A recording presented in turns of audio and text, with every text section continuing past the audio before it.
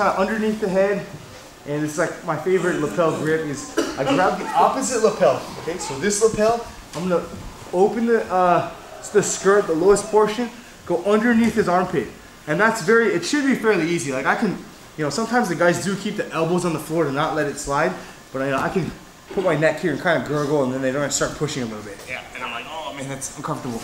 But I'm just using that to get this underneath the lapel.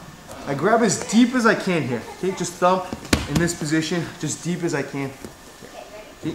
Now here, I'm gonna move up, but I'm gonna take my left hand and I'm gonna just reach back and catch his opposite lapel. Okay, so I'm just sliding this back, grab his opposite lapel, put it on the floor, and I'm just putting my hand on the floor here. Okay? And now my goal is to put my knee on top of his lapel as close as I can to his armpit. Here. So after I put this here, boom. And I kind of like move around until I can feel like my knee on belly on that thick lapel portion, and I'm like really driving all my weight here, right on that lapel. Then I posture up. Okay, as soon as I posture up and I give the guy space, he's gonna do the first thing that comes natural, which is slide this arm and try to roll away. And then he's gonna realize I got him stuck here.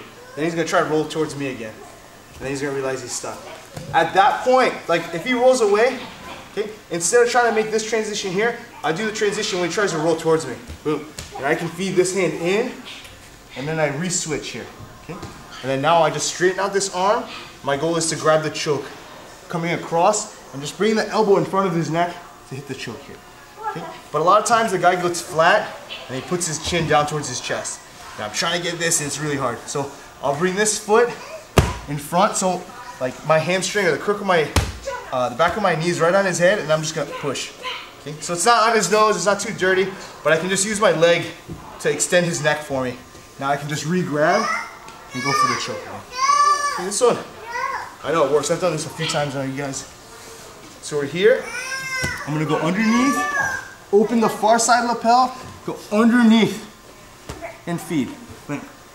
Near side grabs and pulls, and I'm just putting my fist on the ground so there's no slide. Here. Okay. That's very important. That way I can get all my weight on that knee, right on that lapel. And I can stay, kind of move around. That's when I elevate. He's gonna try to escape, doesn't work, he comes in. That's when I feed my left hand deep and re-grip. Okay?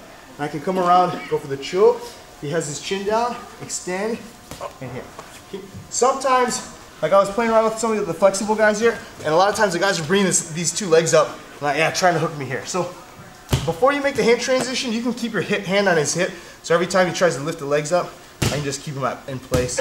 And then by the time I make the transition, my head should be fairly low to the point where if he tries to lift, I should be pretty good here. I've also played with just shoving his forehead down to the floor and then putting my knee here and coming down. So you guys can play with that one. Okay, 1, 2, 3. 30.